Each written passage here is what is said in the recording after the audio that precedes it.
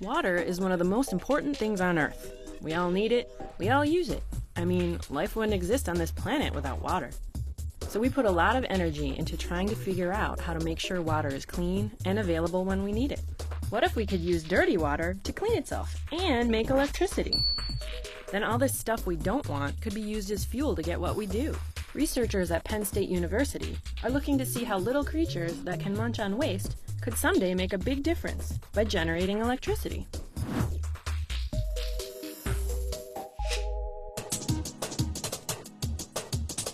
One of the main technologies that we study is what's called a microbial fuel cell.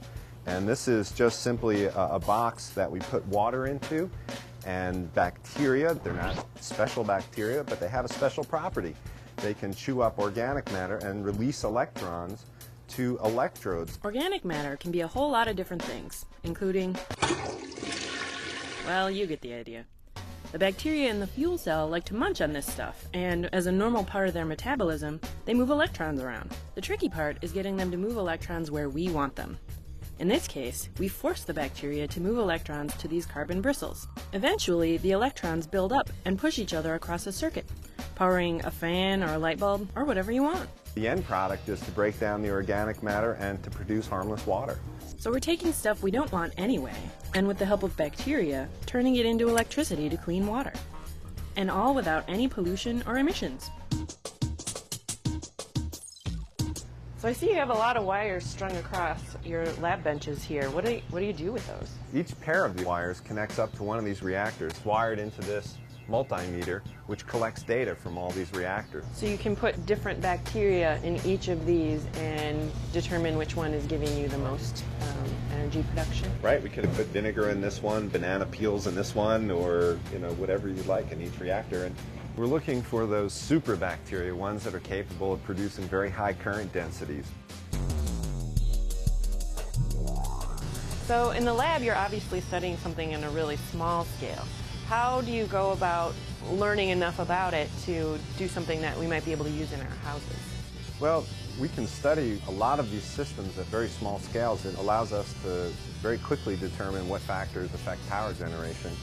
But we then have to understand what factors change when you make them larger. So we go from these smaller reactors to slightly bigger reactors, and then reactors maybe the size of this bottle to bigger reactors like this. So it takes a lot of time and a lot of different studies on a bunch of scales to really understand how these things work. So the potential for bigger and better fuel cells in the future is definitely there. And it's starting already. Bruce and his team have set up a couple of these reactors, this time as big as refrigerators, to make electricity for treating the wastewater of a winery in California.